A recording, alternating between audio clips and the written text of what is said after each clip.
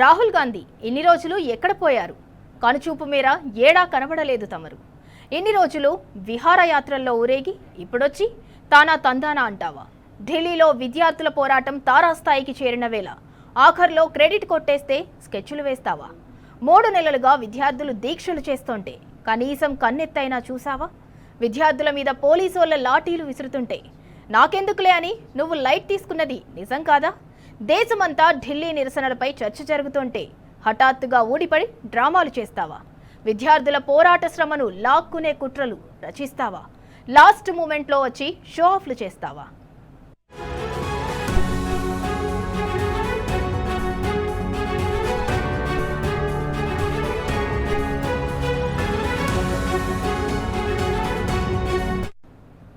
ఒకటి రెండు కాదు, 3 నెలలుగా విద్యార్థులు ఢిల్లీలో పోరాడుతున్నారు. 20 రోజులుగా విద్యార్థులు నిరాహార దీక్షలు చేస్తున్నారు. మరి ఇన్ని రోజులు వారి దీక్షలు నీకు కనిపించలేదా రాహుల్? ఒకవేళ కనిపిస్తే ఎక్కడ మొద్దు నిద్రపోతున్నావు? మరి ఇన్ని రోజులుగా స్టూడెంట్స్ రాత్రిపూట నడి రోడ్డు మీద అవస్థలు పడుతుంటే నీ కళ్ళకు కనిపించలేదా? ఇన్నాళ్ళు గుడ్డి గుర్రాల పళ్ళు తోముతున్నావా? ఒక్కనాడైనా వచ్చి విద్యార్థుల దీక్షకు సంఘీభావం తెలిపావా? పోలీసులు ర్యాపిడ్ యాక్షన్ ఫోర్స్ దళాల కరకు లాఠీ దెబ్బలకు స్టూడెంట్స్ రక్తమోడుతుంటే కనీసం నువ్వు నీ పార్టీ వాళ్ళు వచ్చి పరామర్శించారా? ఆఖర్లో పగటి వేషగాళ్లలా ఊడిపడి బిల్డప్లు కొడతారా? విద్యార్థుల ధర్మ పోరాటాన్ని నీ స్వార్థ రాజకీయాలకు వాడుకుంటావా రాహుల్? ఇది నీకు ధర్మమేనా? విద్యార్థుల పోరాటాన్ని వాడుకుని రాహుల్ అండ్ టీం చేస్తున్న చీప్ పాలిటిక్స్ పై దేశమంతా విమర్శలు వెల్లువెత్తుతున్నాయి.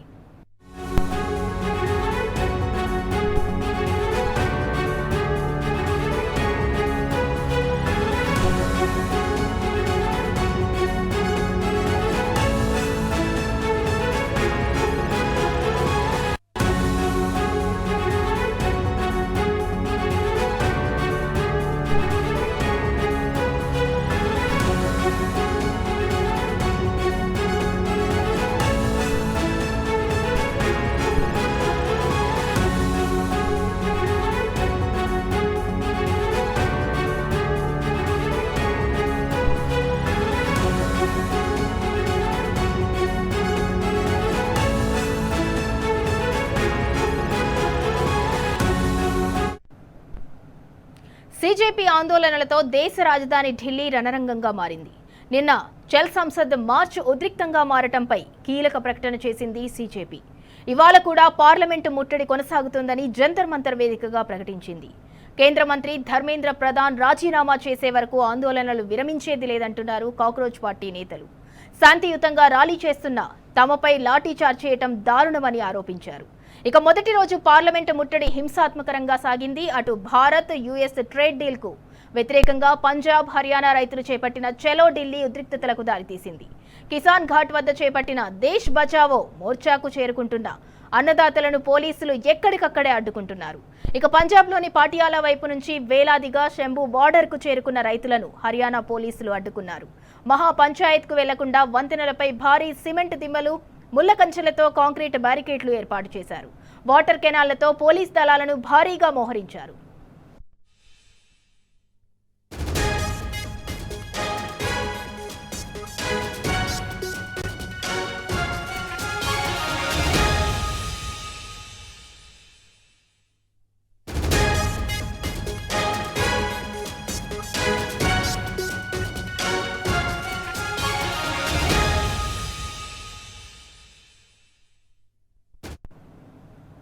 ఇదే అంశానికి సంబంధించి మరింత సమాచారం మా ప్రతినిధి సురేష్ అందిస్తారు. సురేష్, ఆందోళనలతో అయితే హస్తిన అట్టుడుకుతోంది, దానికి సంబంధించి అప్డేట్ ఏంటి? ఇందులో ఒకవైపు జంతర్ మంతర్ వద్ద విద్యార్థులు సీజేపీ ఆందోళన నిర్వహిస్తుంటే విద్యా విధానంలో సంస్కరణలు, అలాగే ధర్మేంద్ర ప్రధాన్ రాజీనామా చేయాలి, నీటి పరీక్షలకు సంబంధించిన ప్రశ్నపత్రాల లీకులపై బాధ్యులపై చర్యలు, కుటుంబానికి చనిపోయిన కుటుంబాలకు పరిహారం ₹100 డిమాండ్తో వీరు రెండో రోజు ఈ రోజు ర్యాలీ విషయంపైన నిర్ణయం అయితే ఇంకొక స్పష్టంగా తీసుకోలేదు. తొలి రోజు మాత్రం ర్యాలీని విజయవంతంగా చేసి కేంద్ర ప్రభుత్వంతో చర్చల దిశగా ముందుకెళ్లినటువంటి సీజేపీకి ఈ రోజు మాత్రం ఓన్లీ కాంగ్రెస్ పార్టీ మిగతా ప్రతిపక్షాల మద్దతు మాత్రం తెలపడం జరిగింది. ప్రస్తుతం ఇంకా ఉద్రిక్త పరిస్థితులు జంతర్ మంతర్, పార్లమెంట్ మార్గు, ఐటీఓ, ఇటు Kerala house, cannot place circle ప్రాంతాల్లో భారీ స్థాయిలో పోలీసులు బలగాలను మోరించి బారికేడ్లను ఏర్పాటు చేశారు. ఇటు ఇండియా గేటు, ఐటీఓ దగ్గర కూడా పూర్తి స్థాయిలో విద్యార్థులను వచ్చేటువంటి వాహనాల్లో వచ్చేటువంటి వారిని భారీ గుంపులుగా వచ్చేటువంటి వారిని అడ్డుకొని కూడా ఎక్కడికెక్కడ వారిని దూరంగా పంపించడం జరుగుతుంది. నిరసనకారులు దీంతో కాలినడకన జంతర్ మంతర్ చేస్తున్నటువంటి పరిస్థితి కనపడుతుంది. ఒకవైపు స్పీకర్ రియాక్షన్ టీంలను ఏర్పాటు చేశారు, ర్యాపిడ్ యాక్షన్ ఫోర్సులు ఉన్నాయి, పారామిలిటరీ ఫోర్సెస్ ను, ఢిల్లీ పోలీసులను వాడుకుంటూ ఈ రోజు పార్లమెంట్ పరిసర ప్రాంతాలకు పూర్తి స్థాయిలో ఎవరిని కూడా విద్యార్థులను ఇటు సిజేపీకి సంబంధించినటువంటి ఆందోళనకారులు రానియకుండా ప్రయత్నాలు చేయడం జరుగుతుంది. మరోవైపు కిసాన్ ఘాట్ దగ్గర రైతుల మహాపంచాయతీ కూడా వాళ్ళు ధర్నా నిర్వహించడం జరుగుతుంది. ఈ కిసాన్ ఘాట్ కు కూడా రైతులను చేరుకోకుండా కిసాన్ ఘాట్ వరకు రాజ్ఘాట్ పరిసర ప్రాంతాల్లో కూడా ఐటీఓ పరిసర ప్రాంతాల్లో పూర్తిగా పోలీసులు బహారా ఏర్పాటు చేశారు, భారీ బందోబస్తు ఏర్పాటు చేయడం జరిగింది. మరోవైపు ఢిల్లీకి ఎంటర్ అవుతున్నటువంటి బార్డర్స్ ఏరియాలో గాజియాబాద్, గురుగాం, ఫరీదాబాద్, నోయిడా ఏరియాల నుంచి కూడా రైతులను రానియకుండా పూర్తిగా సరిహద్దు ప్రాంతాల్లో వాళ్ళని ఆపివేయడం జరుగుతుంది. ముఖ్యంగా శంభు అలాగే కనోరి సరిహద్దు ప్రాంతాల్లో భారీగా బారికేడ్ ఏర్పడిందని కూడా తనిఖీలు చేసి పంపించేటువంటి ప్రయత్నాలు కొనసాగిస్తున్నారు పోలీసులు. ఉద్రిక్త పరిస్థితులు చోటు చేసుకోకుండా శాంతియుతంగానే తాము రైతులకు సహకరిస్తూ రక్షణ చర్యల్లో భాగంగా కఠిన చర్యలు చేపట్టాల్సి వస్తుందని చెప్పడం జరుగుతుంది. ఇటు రైతు నాయకులను పలు ప్రాంతాల్లో ఢిల్లీలో అదుపులో కూడా పోలీసులు తీసుకున్నారు. దీంతో ట్రాఫిక్ ను కూడా పోలీసులు మళ్లించడం జరిగింది. ప్రస్తుతం అయితే ఢిల్లీ అంతా కూడా ఒకవైపు రాజ్ఘాట్, కిసాన్ ఘాట్ సమీపం, మరోవైపు జంతర్ మంతర్, ఇండియా గేట్ సమీపంలో భారీ స్థాయిలో పోలీసులు బలగాలు, ఇటువైపు నిరసనకారులు ఆందోళన వ్యక్తపరుస్తూ తమ డిమాండ్లను నెరవేర్చుకునే దిశగా ముందుకు వెళ్తున్నారు. మరోవైపు ప్రధాని నివాసం ఎదుట కూడా ఈ రోజు లోక్ కళ్యాణ్ మార్గ్ అక్కడ కూడా కాంగ్రెస్ పార్టీ ఎంపీలు రాహుల్ గాంధీ ఆధ్వర్యంలో ధర్నా నిర్వహించారు. ప్రధానమంత్రి నరేంద్ర మోడీ రాజీనామాను వాళ్ళు డిమాండ్ చేయడం జరుగుతుంది. ఇంకా ఇప్పటికీ పార్లమెంట్ లో కూడా చంద్రశేఖర్ ఆజాద్ తన ఆందోళన కొనసాగిస్తున్నారు. విద్యార్థులపై లాఠీ చార్జీలు చేయడం పైన, అలాగే విద్యా సంస్కరణల పైన సిజేపీకి మద్దతు తెలుపుతూ ఆయన ఇక్కడ ఆందోళన కొనసాగిస్తున్నటువంటి పరిస్థితి. అయితే రైతులు మాత్రం ఖచ్చితంగా ప్రభుత్వ శాంతియుత మహాపంచాయతీను అడ్డుకునేందుకు ప్రయత్నాలు చేస్తుంది. రైతు సంఘాలను దీన్ని ఖండిస్తున్నాయి.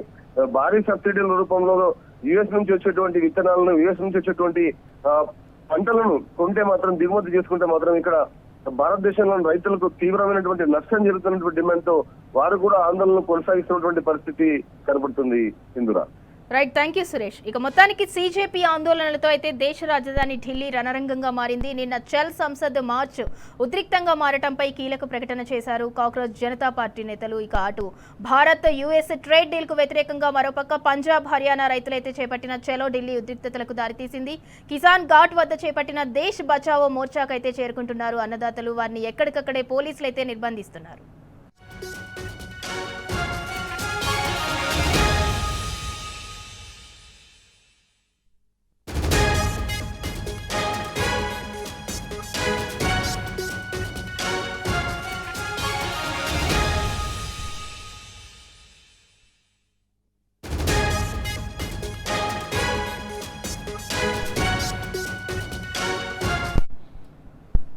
ఇక టాప్ 2 న్యూస్ కి సంబంధించిన డీటెయిల్స్ చూద్దాం. కాంగ్రెస్ సర్కార్ నిర్లక్ష్యం వల్ల వరంగల్ జిల్లా వ్యవసాయ సంక్షోభంలో మునిగిపోయిందని మాజీ మంత్రి BRS deputy floor leader Harish Rao విమర్శించారు.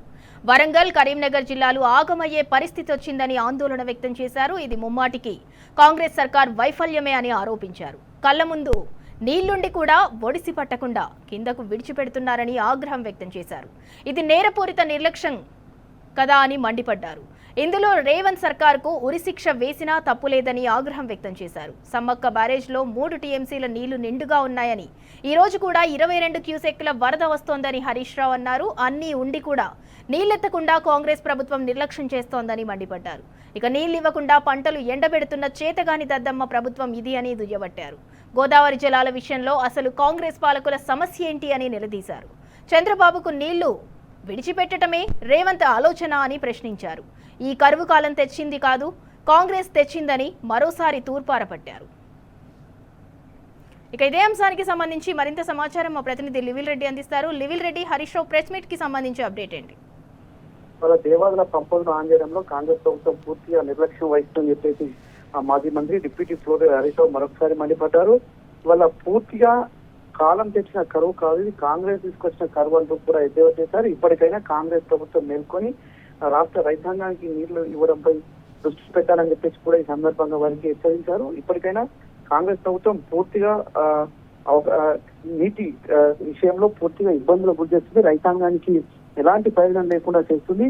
దేవాదుల పంపులు ఆన్ చేసి నీళ్లు అందిస్తే రైతులకు ఇవాళ ఎంతో ఉపయోగపడేది అని చెప్పేసి కూడా ఈ సందర్భంగా మండిపడ్డారు. ఇప్పటికైనా కాంగ్రెస్ ప్రభుత్వం తన అసమర్థతను పక్కన పెట్టి ఎలాంటి ఇబ్బందులు తెచ్చకుండా రైతాంగాన్ని నీళ్లు అందించాలని చెప్పేసి కూడా ఈ సందర్భంగా హరీష్ రావు మండిపడ్డారు. మరోపక్క జూలై 12వ తేదీన తెలంగాణ భవన్ లో ప్రెస్ మీట్ పెట్టి దేవాదుల పంపులు ఆన్ చేయమని నిలదీస్తే 19 అదే తెల్లారి అంటే 12 ప్రెస్ మీట్ పెడితే 13వ తేదీన వచ్చిన ఉత్తమ్ కుమార్ రెడ్డి ఇతర మంత్రులు వెళ్ళి అడవిట్ చేశారు. మళ్ళీ అక్కడిని వెళ్లి దేవాదుల కింద ఎన్ని రిజర్వాయర్లు ఉంటాయో కూడా తెలియని చెప్పేసి అడిగి తెలుసుకున్న ఉత్తమ్ కుమార్ రెడ్డి నీళ్ళు ఎత్తుతాం 38 టీఎంసీలో నీళ్ళు ఎత్తుతామని చెప్పేసి మాటలు చెప్పి రైతులను నమ్మపలికారు. ఈ నేపథ్యంలో రైతులంతా కూడా వరి నాట్లు వేసుకునేందుకు సిద్ధమయ్యారు. కానీ వాళ్ళ కనీసం 22 రిజర్వాయర్లు 38 టీఎంసీలు నింపుతామని చెప్పినప్పటికీ ఎలాంటి పురోగతి లేదని కూడా ఈ సందర్భంగా హెచ్చరించారు. వరంగల్ జిల్లా వ్యాప్తంగా నీళ్ల కోసం రైతులు ధర్నాలు చేస్తున్నారు. నిన్న ఒక్కరోజే సాయంపేట, భీమదేవరపల్లి, ఎల్కతుర్తి వంటి అనేక ప్రాంతాల్లో రైతులు నీళ్ల కోసం పండ్లాటకు వారంతా కూడా ధర్నాలు చేసిన దృష్టి ఏర్పడి నీళ్లు ఉండి కూడా ఎందుకు ఎత్తడం లేదు, కేసీఆర్ గారు సమ్మక్క బారాజు కట్టారు, 3 టీఎంసీల నీటి నిల్వ ఉంది, 22,000 క్యూసెక్ల వరద ఉంది, ఆయకట్టు సరిపడ నీళ్లు ఉండి కూడా పంటలకు నీళ్లు ఇవ్వడం లేదంటూ కూడా ఆగ్రహం వ్యక్తం చేశారు. అయితే జూలై 13 మొత్తం నీళ్లు ఇస్తామని చెప్పారు. ఏమైంది, వాళ్ళ 10 పంపులు నడుస్తాయని చెప్పారు. నిన్నటి వరకు 5 పంపులే నడిచాయి. ఇవాళ మరొకసారి ఏదో మళ్ళీ బీఆర్ఎస్ పార్టీ అడవిట్ చేస్తుందని చెప్పేసి మరో 2 పంపులు లాంచ్ చేసినట్టు తెలుస్తుందంటే పూర్తిగా ఇవాళ దేవాదులను పడవ పెట్టి రైతాంగాన్ని ఎండబెట్టేదిగా కుట్రలు చేస్తున్నారని చెప్పేసి కూడా హరీష్ రావు మండిపడ్డారు. ఇప్పటికైనా దేశజాలకు పోకుండా ఇలా ఉన్న నీరు ఎత్తిపోయాలని చెప్పేసి కూడా చెప్పారు. అయితే 3.17 లక్షల ఎకరాల ఆయకట్టు నీళ్ళు ఇవ్వడానికి దేవాదుల పూర్తి చేశాం. ఏదైతే కట్టుక ఒత్తకుండా ఎందుకు వరంగల్ జిల్లాను ఆగం చేస్తున్నారు, 8 కోట్ల బిల్లులు ఇవ్వకుండా పోయిన ఏడాది 50 రోజులు ఆలస్యంగా మోటార్ లాంచ్ చేశారు. దేవాదుల కింద 700 నుంచి 800 కోట్ల విలువైన పంట ఎండిపోయింది. ఈసారి కూడా ఎల్లినో వస్తుందని చెప్తున్నా మొదటి ఎందుకు పోతున్నారంటూ కూడా ఆగ్రహం వ్యక్తం చేశారు. కాళేశ్వరం ఎత్తమంటే అక్కడ డ్రామాలు, ఆ దేవాదులు ఎత్తమంటే ఇక్కడ డ్రామాలు, ఎందుకు మీరు అని చెప్పేసి కూడా ఆగ్రహం వ్యక్తం చేశారు. రామప్ప కింద 5,000 ఎకరాలు, పాకాల కింద 29,000 ఎకరాలు, అంటే దాదాపు 34,000 ఎకరాలు వాళ్ళ పడవ పడే పరిస్థితి ఏర్పడింది. వాళ్ళ పూర్తిగా కాపాడే ప్రకటించాల్సిన దుస్థితి ఏర్పడిందంటూ కూడా ఆగ్రహం వ్యక్తం చేశారు. వరంగల్ కలెక్టరేట్ లో అఖిలపక్ష సమావేశం పెట్టి నీళ్లు ఇవ్వం, నాట్లు వేయద్దని ఇప్పుడు అంటున్నారు. మొన్నేమో 3 లక్షల ఎకరాలకు నీళ్లు ఇస్తామని చెప్పారు. మొన్న ఒక మాట ఇవాళ ఒక మాట మంత్రి అంటూ కూడా నీళ్ల మంత్రిపై ఆగ్రహం వ్యక్తం చేశారు. ఇప్పటికైనా మంత్రులకు చిత్తశుద్ధి ఉంటే వెంటనే దేవాదుల పంపులు ఆన్ చేసి నీటి నిల్వలు చేసి వరంగల్ జిల్లా రైతాంగానికైనా నీళ్లు ఇవ్వాలి. కనీసం వరంగల్ జిల్లా ప్రజల కన్నా తాగునీరు అందించేందుకు ఏర్పాటు చేయాలి. లేని పక్షంలో భవిష్యత్తు అంధకారం అవుతుందంటూ కూడా ఆగ్రహం వ్యక్తం చేశారు. సుందరం. రైట్, థ్యాంక్ యూ లివిల్ రెడ్డి. ఇక మొత్తానికి కాంగ్రెస్ సర్కార్ నిర్లక్ష్యం వల్ల వరంగల్ జిల్లా వ్యవసాయ సంక్షోభంలో అయితే మునిగిపోయిందని మాజీ మంత్రి BRS deputy floor leader Harish Rao అయితే విమర్శించారు. వరంగల్, కరీంనగర్ జిల్లాలు ఆగమయ్యే పరిస్థితి వచ్చిందని ఆందోళన వ్యక్తం చేశారు. ఇది ముమ్మాటికి కాంగ్రెస్ సర్కార్ వైఫల్యమే అని మండిపడ్డారు. మరోపక్క ఇది కాలం తెచ్చిన కరువైతే కాదు, ఖచ్చితంగా కాంగ్రెస్ తెచ్చిన కరువే అని చెప్పి భావించవచ్చు అని చెప్పి హరీష్ రావు అయితే మండిపడ్డారు.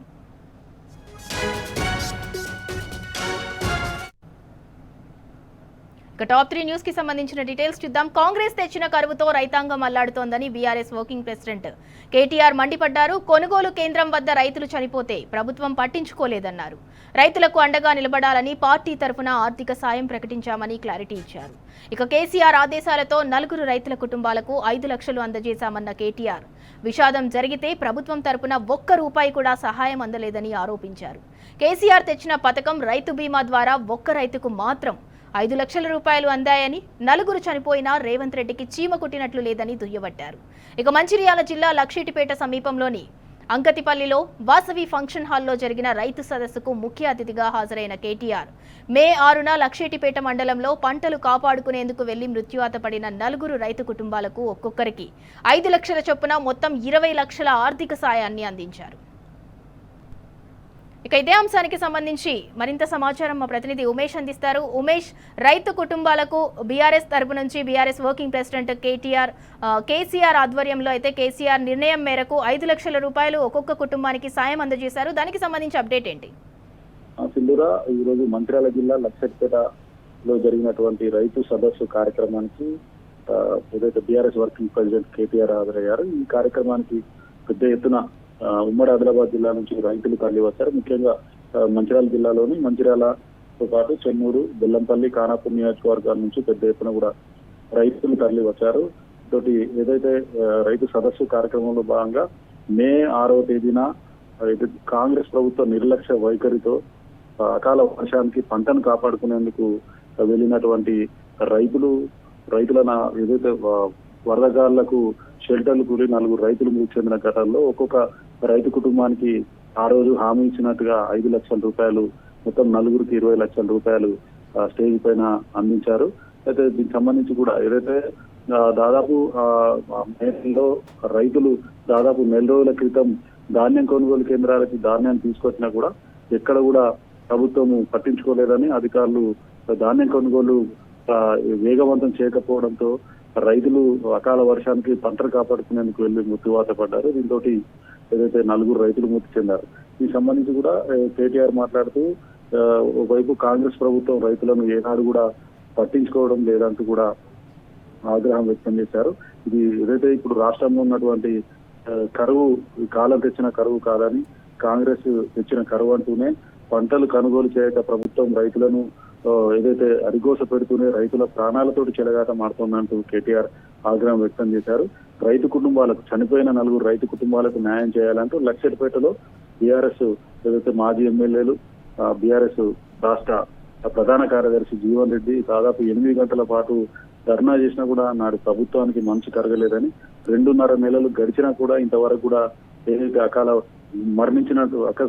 ఏదైతే మరణించిన రైతు కుటుంబాలకు ఆదుకునేందుకు కూడా ప్రభుత్వం ముందుకు రాలేదంటూ కూడా ఆగ్రహం వ్యక్తం చేశారు. ఓవైపు రైతు ప్రభుత్వం అంటూ గద్దెనెక్కిన కాంగ్రెస్ ప్రభుత్వం షాపులో దొరికే యూరియాను సైతం వ్యాపిస్తూ రైతులను తీవ్రంగా ఇబ్బందులకు గురి చేస్తున్నదని, ఓటేసిన పాపానికి రేవంత్ రెడ్డి ప్రభుత్వం రైతులను కాటేసే విధంగా కూడా వివరిస్తుందంటూ కూడా ఏదైతే విమర్శలు గుర్తించారు. మొత్తానికి కరువుకి పరిష్కారమైనటువంటి కాళేశ్వరంపై వాళ్ళ రాష్ట్ర ప్రభుత్వం చిల్లర రాజకీయాలు చేస్తున్నదని, కాళేశ్వరం పంపు ఆన్ చేసి కన్నపల్లి పంపు నుంచి ఎల్లంపల్లికి నీళ్ళకి అవకాశం ఉన్నా కావాల్సుకుని వాళ్ళ కాంగ్రెస్ ప్రభుత్వం ఎక్కడ కేసీఆర్ నాటి సీఎం కేసీఆర్ కు పేరు వస్తున్న తలంతోనే ఇవాళ ఏదైతే ఈ ప్రాజెక్టులు నింపకుండా రైతుల ఏదైతే కడుపు మార్చుతోందంటూ కూడా ఆగ్రహం వ్యక్తం చేశారు. మరోవైపు కన్నెపల్లి వద్ద 94 మీటర్ల ఎత్తులో నీళ్లు పారుతున్నప్పటికీ కూడా అటు అన్నారం, సుందిల్లా, మేడిగడ్డ బ్యారేజ్లు, ఇటు ఎల్లంపల్లి కూడా సమన్వయంతో కూడా లిఫ్టుల ద్వారా ప్రాజెక్టులను నింపి కనుక 3 టీఎంసీలను ప్రతిరోజు ఎత్తి ఏదైతే ఈ ప్రాజెక్టులను నింపే అవకాశం ఉన్నప్పటికీ కూడా కావాల్సుకొని వాళ్ళ కాంగ్రెస్ ప్రభుత్వం రైతుల నోట్లో మట్టి కొడుతుందంటూ కూడా ఆగ్రహం వ్యక్తం చేశారు. 2 పిల్లర్లు కుంగితేనే మేడిగడ్డ ప్రాజెక్టు సంబంధించి 36 నెలల్లో కాంగ్రెస్ ప్రభుత్వం ఎందుకు రిపేర్లు చేయడం లేదంటూ రైతులు కాంగ్రెస్ నాయకులను నిలదీయాలంటూ కూడా పిలుపునిచ్చారు. మరోవైపు కుంగిన 2 పిల్లర్లను కేవలం 400 కోట్లతోటి ఏదైతే తిరిగి కట్టుదామని ఎల్ఐఎన్టీ కంపెనీ కూడా ఏదైతే ఆ ప్రాజెక్టు కట్టినటువంటి ఎల్ఐఎన్టీ కంపెనీ వచ్చినప్పటికీ కూడా కావాలని బెదిరించి ఆ కంపెనీ కాంగ్రెస్ ప్రభుత్వ పెద్దలు పంపివేశారంటూ కూడా ఆగ్రహం వ్యక్తం. మొత్తంగా ఏదైతే రైతు సదస్సు కార్యక్రమానికి సంబంధించి పెద్ద ఎత్తున కూడా అటు ఉమ్మడి జిల్లా వ్యాప్తంగా కూడా రైతులు హాజరయ్యారు.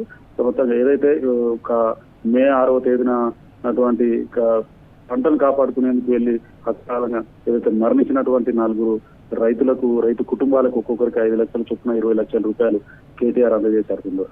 Right, thank you Umesh. ఇక మొత్తానికి కాంగ్రెస్ తెచ్చిన కరువుతో రైతాంగం అయితే అల్లాడుతోందని బీఆర్ఎస్ వర్కింగ్ ప్రెసిడెంట్ కేటీఆర్ మండిపడ్డారు. కొనుగోలు కేంద్రం వద్ద రైతులు చనిపోతే ప్రభుత్వం కనీసం పట్టించుకోలేదన్నారు. ఇక రైతులకు అండగా నిలబడాలని పార్టీ తరఫున ఆర్థిక సాయం ప్రకటించామని బీఆర్ఎస్ వర్కింగ్ ప్రెసిడెంట్ కేటీఆర్ అయితే క్లారిటీ ఇచ్చారు.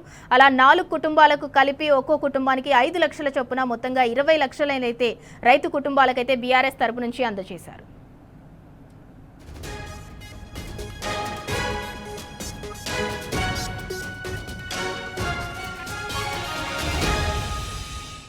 బంగాళాఖాతంలో ఉత్తర ఒడిశా, పశ్చిమ బెంగాల్కు ఆనుకుని ఈ నెల 23, 24 తేదీల్లో అల్పపీడనం ఏర్పడనుంది. ఇక దీని ప్రభావంతో తెలంగాణలో విస్తారంగా వర్షాలు కురిసే అవకాశం ఉందని ఐఎండీ వెల్లడించింది. ఉపరితల ద్రోణి ప్రభావంతో అక్కడక్కడ భారీ నుంచి అతి భారీ వర్షాలు కురుస్తాయని తెలిపింది. అల్పపీడనం ఏర్పడటానికి అనువైన పరిస్థితులు నెలకొనటంతో వాతావరణంలో మార్పులు చోటు చేసుకుంటున్నట్లు అధికారులు తెలిపారు. ఇక కొన్ని చోట్ల తేలికపాటి నుంచి మోస్తరు వర్షాలు పడతాయని వెల్లడించారు. ఆదిలాబాద్, కుమ్రంభీం, ఆసిఫాబాద్, నిర్మల్, నిజామాబాద్, జగిత్యాల, మంచిర్యాల, పెద్దపల్లి, భూపాలపల్లి, కరీంనగర్, ములుగు, భద్రాద్రి జిల్లాల్లో ఈదురుగాలులతో కూడిన వానలు పడే అవకాశం ఉందని వెల్లడించారు. ఇక సంగారెడ్డి, వికారాబాద్, రంగారెడ్డి, మహబూబ్ నగర్, మెదక్, కామారెడ్డి, సిద్దిపేట, సిరిసిల్ల, హన్మకొండ, వరంగల్ జిల్లాల్లో తేలికపాటి నుంచి మోస్తరు వర్షాలు కురుస్తాయని వివరించారు. ఇక ఇదే అంశానికి సంబంధించి మరింత సమాచారం మా ప్రతినిధి అరవింద్ అందిస్తారు. అరవింద్, వెదర్ కి సంబంధించి అప్డేట్ ఏంటి?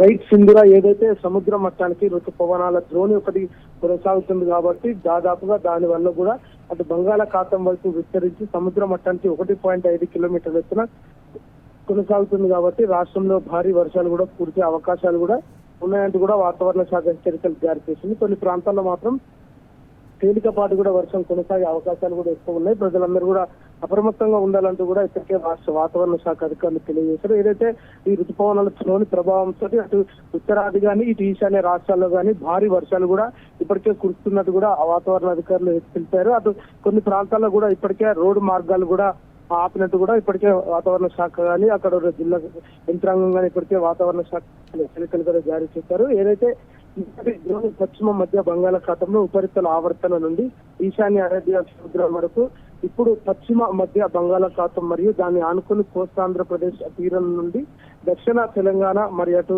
ఛత్తీస్గఢ్, మధ్యప్రదేశ్, రాజస్థాన్, గుజరాత్ ఈ ప్రాంతం మీదుగా సముద్ర మట్టానికి 5.8 కిలోమీటర్ ఎత్తున కొనసాగుతుంది కాబట్టి అటు దీని ప్రభావం వల్ల తెలంగాణ, ఆంధ్రప్రదేశ్ రాష్ట్రాల్లో కూడా ఇప్పటికే భారీ వర్షాలు కూడా కురిసే సూచన ఉన్నట్టు కూడా వాతావరణ అధికారులు తెలియజేశారు. తెలంగాణలో మాత్రం రాగల 3 రోజుల పాటు కూడా అటు వాతావరణ శాఖ హెచ్చరికలు కూడా జారీ చేసింది. కొన్ని ప్రాంతాల్లో భారీ వర్షం కూడా నమోదయ్యే అవకాశాలున్నాయి. ప్రధానంగా అటు ఉత్తర జిల్లాలో మాత్రం ఇప్పటికే ఎల్లో అలర్ట్ కూడా జారీ చేసినట్టు కూడా అధికారులు తెలిపారు. అటు ఆదిలాబాద్ కానివ్వండి, ఇటు భద్రాద్రి కొత్తగూడెం, కొమరంభీం, ఆసిఫాబాద్ జిల్లా, జగిత్యాల, కామారెడ్డి, కరీంనగర్, ఆసిఫాబాద్, మంచిర్యాల, నిర్మల్, నిజామాబాద్, పెద్దపల్లి, రాజన్న సిరిసిల్ల, సిద్దిపేట జిల్లాలో కూడా ఇప్పటికే ఎల్లో అలర్ట్ కూడా వాతావరణ శాఖ అధికారులు జారీ చేశారు. ప్రధానంగా హైదరాబాద్ వాతావరణం చూసుకుంటే కొన్ని ప్రాంతాల్లో మాత్రం తేలికపాటి జల్లులే కురుస్తాయి. అటు మేఘావృత వాతావరణంతో కొనసాగుతుంది. అటు ఉదయం సమయంలో కూడా కొంచెం ఉక్కపోత వాతావరణంతో కూడుకున్న మేఘావృత వాతావరణం కూడా ఉంటుందంటూ కూడా ఇప్పటికే అధికారులు తెలియజేశారు.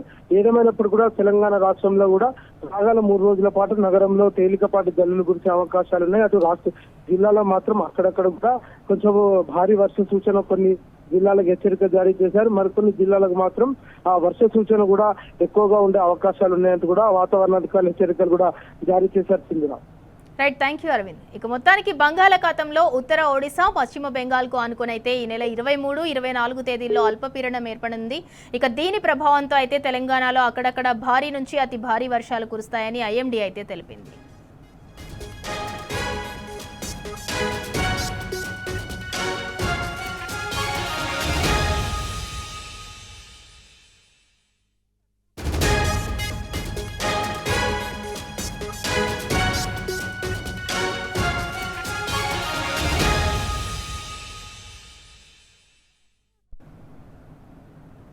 That's all for now. Keep watching T News.